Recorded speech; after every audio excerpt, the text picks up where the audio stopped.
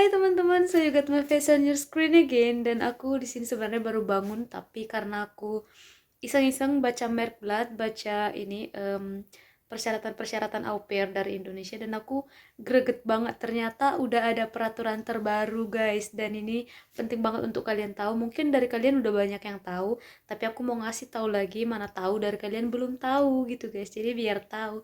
So aku bakal tunjukin sama kalian, dan aku akan buat perbandingan dari peraturan tahun lalu dan peraturan tahun ini.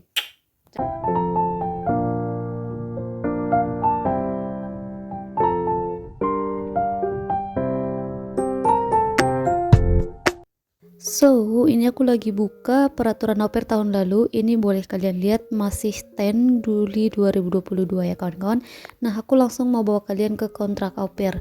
Nah, tahun lalu ini dia peraturan untuk kontrak au pair. Yang pertama dalam bahasa Jerman atau Inggris asli dan 2 fotokopi sesuai dengan contoh yang dikeluarkan oleh Agensi Ketenagakerjaan. So, di dalam kontrak au pair ini harus terdapat yang pertama nama jelas dari pihak-pihak. Yang dimaksud di sini adalah GF kalian atau keluarga pengundang beserta anak-anak mereka. Jadi nama mereka semua harus jelas di list di dalam kontrak au pair. Pihak lainnya yaitu au pair itu sendiri, jadi nama kalian juga harus tertera dengan jelas di dalam kontrak au pair kalian. Biasanya ini harus selalu ada di lembar pertama seingat aku.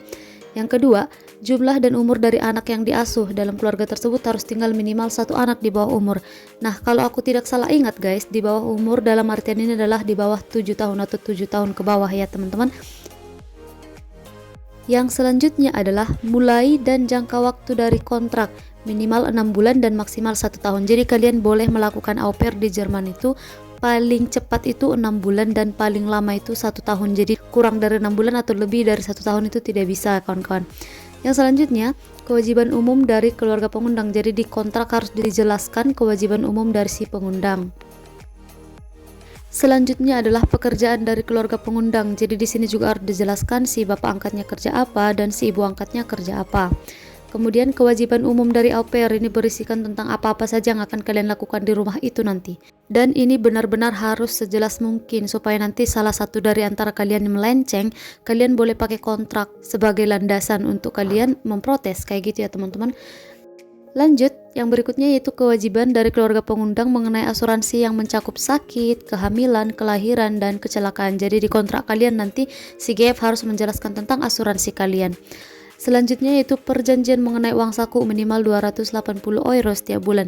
So guys, kalau misalnya kalian ketemu GF yang mereka ngasih uang sakunya kurang dari 280 euro, mending gak usah diambil menurut aku karena kalian sendiri nanti yang bakal kesusahan. Next adalah perjanjian mengenai jam kerja maksimal 6 jam setiap hari dan 30 jam setiap minggu.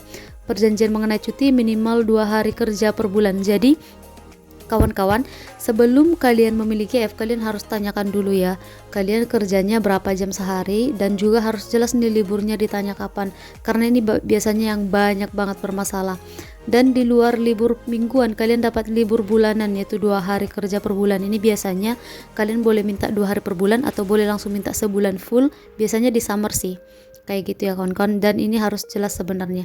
Dan ada peraturan lain tapi disebutinnya nggak di sini, dia disebutinnya cuma di atas. So kita scroll dulu ke atas sebentar.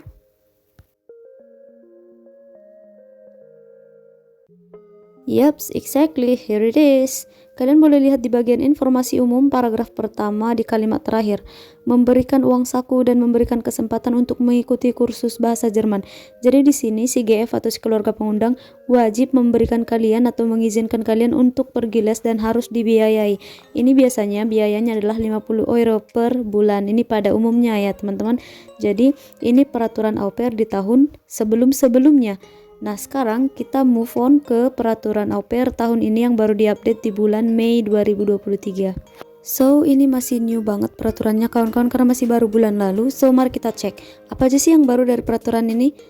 Yang pertama, nama jelas dari pihak-pihak ini masih sama, jumlah dan umur anak masih sama, mulai dan jangka waktu dari kontrak juga masih sama, kewajiban umum dari keluarga pengundang masih sama, informasi mengenai pekerjaan dari keluarga pengundang ini agak gimana gitu ya, kok di bold gitu kawan-kawan.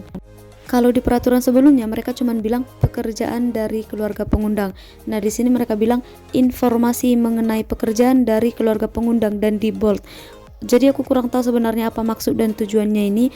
Apakah si keluarga angkat harus benar-benar menyertakan informasi lengkap dari pekerjaan mereka, misalnya di mana mereka bekerja dan sebagainya, aku juga kurang tahu. Tapi mungkin atau bisa jadi. Yang selanjutnya adalah kewajiban umum dari au pair, ini masih sama. Kewajiban dari keluarga pengundang mengenai asuransi yang mencakup sakit, kehamilan, kelahiran, dan kecelakaan masih sama. Perjanjian mengenai uang saku minimal 280 euro setiap bulan masih sama. Kemudian perjanjian, nah di sini kita lihat ada yang baru kawan-kawan. Perjanjian mengenai jam kerja maksimal 6 jam setiap hari dan 30 jam setiap minggu, ini sama dengan tahun lalu, tapi ada yang ditekankan di sini. 1,5 hari istirahat per minggu. Nah, di sini aku mau nekanin sama kalian. Kalian harus bertanya jelas mengenai libur kalian sama si GF. Kenapa? Karena bukan 1-2 kejadian teman-teman, si au pair nggak dapat libur. Atau misalnya dia dapat libur tapi cuma 1 hari, itu pun di weekdays bukan di weekend kawan-kawan. Padahal weekend kan orang tuanya nggak kerja kan, harusnya bisa dong si au pairnya libur, kecuali misalnya si GF-nya itu dokter atau misalnya pekerjaan-pekerjaan yang mengharuskan mereka itu bekerja di weekend, itu pun tidak setiap minggu kan, kayak gitu kawan-kawan. Jadi ini harus ditanya dengan jelas, dan di sini bagus banget karena si kedutaan udah menekankan 1,5 hari per minggu tuh kalian wajib istirahat. Jadi minimal 1,5 hari kalian harus dapat. Misalnya hari Sabtu kalian boleh kerja tapi cuma setengah hari dan hari Minggu full libur, atau sebaliknya kawan-kawan. Atau misalnya kalian pun libur di weekdays tapi kalian harus dapat setengah hari yang lain untuk diliburkan ya teman-teman.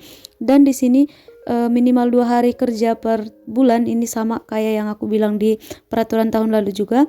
Yang berikutnya adalah ini sudah dimention sehingga lebih jelas, bantuan biaya untuk kursus bahasa Jerman sebesar minimal 70 euro per bulan atau 840 euro per tahun. Jadi teman-teman di sini biaya kursusnya mereka tambahin, sebelumnya 50 euro per bulan dan sekarang jadi 70 euro per bulan. Jadi di sini biaya lesnya dari tahun lalu itu naik 40%, jadi 70 euro itu mantap banget karena tahun lalu cuma 50 euro. So kawan-kawan, di sini kalian itu udah lebih enak lagi soal biayanya. Jadi kalian boleh mengambil kursus yang lebih intensif menurut aku kalau misalnya kalian punya waktu, karena biaya kalian udah semakin bertambah teman-teman. Dan mengenai uang kursus ini sendiri, kalaupun misalnya nanti kalian pergi les dan uang les kalian itu gak sampai 70 euro per bulan, kalian berhak meminta full uang les kalian ya teman-teman, karena itu mereka wajib bayarkan. Nah, kayak aku pribadi juga, aku gak pakai semua uang les aku, tapi aku bilang ke GF aku bahwasanya aku mau pakai uang les ini nanti untuk uang ujian aku. Jadi aku kasih mereka yang simpan, karena kalau aku yang simpan aku bakalan habis belanja. So menurut aku peraturan terbaru ini benar-benar keren teman-teman, karena di sini mereka lebih menekankan untuk tidak merugikan si au pair, jadi supaya si GF-nya tidak main-main gitu teman-teman. So guys, itu tadi perbedaan dari peraturan au pair tahun lalu dan tahun ini. Nah, di peraturan tahun ini mereka lebih ke pro au pair ya, jadi mereka lebih menekankan hal-hal yang lebih menguntungkan si au pair menurut aku. Karena sebenarnya ada banyak case family dari yang aku dengar juga dari pengalaman teman-teman aku yang kayak gak sesuai gitu loh teman-teman, hari liburnya gak sesuai, gajinya gak sesuai, banyak yang seperti itu yang aku dengar. Dan juga untuk kursus menurutku ini kalian sangat terbantu banget. Aku pribadi, menurut aku dulu waktu masih 50 euro dan aku masih dapat yang 50 euro, itu aja udah cukup. Nah sekarang kalian dapat lebih. So menurut aku ini keren banget sih. Jadi si au pairnya lebih diperhatikan sama si pemerintahannya. So kalian harus makin semangat dong untuk ngambil program au pair.